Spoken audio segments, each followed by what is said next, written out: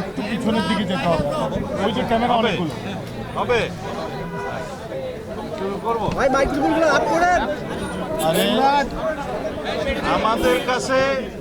আমাদের কাছে সবচাইতে জরুরি ফ্যাসিবাদ বিরোধী জাতীয় ঐক্যকে ধরে রাখা এবং ফ্যাসিবাদ বিরোধী যে জাতীয় ঐক্য সৃষ্টি হয়েছে জুলাই আগস্ট গণ অভ্যুত্থানের মধ্য দিয়ে, সেই জাতীয় ঐক্যকে গণ ঐক্যে রূপান্তরিত করে সেটাকে রাজনৈতিকভাবে আমরা যাতে সাংস্কৃতিক চর্চা করতে পারি, রাজনৈতিক সংস্কৃতির মধ্যে নিয়ে আসতে পারি এবং সেই ঐক্যকে ধরে রেখে জাতিকে এগিয়ে নিয়ে যেতে পারি, সেটাই আমাদের এটার জন্য সবচেয়ে বড় চ্যালেঞ্জ।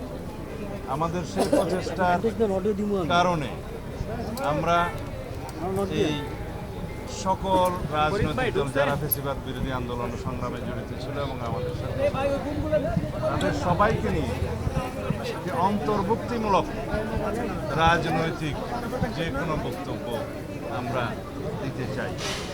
এখন যে কোনো রকমের অনৈক্যের বীজ যাতে আমাদের ভিতরে বপন না করতে পারে কোনো ফ্যাসিবাদী শক্তি আমাদের আজকে মাননীয় প্রধান উপদেষ্টা কথা বলেছি, আমরা আমাদের পরামর্শ যা দরকার রাষ্ট্র পরিচালনা হিসাবে এবং বিভিন্ন যে সমস্ত মতামত আমাদের দেওয়া প্রয়োজন সেটা আমরা দিয়েছি।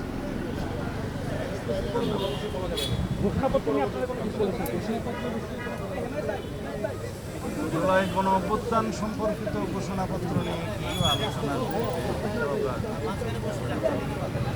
পরামর্শমূলক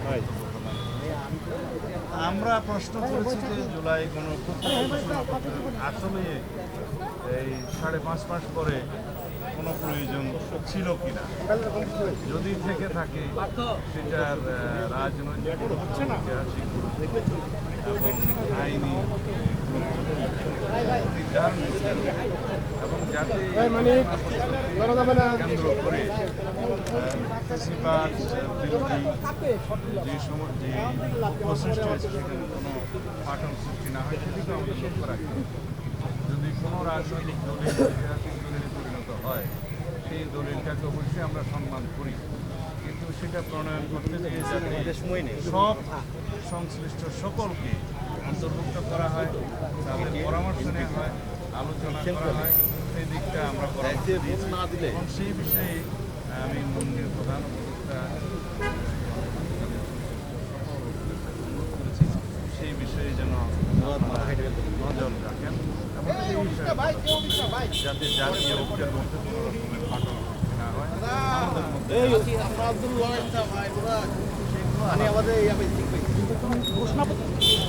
আপনাদের অবস্থানটা কি ছিল ঘোষণাপত্র নিয়ে?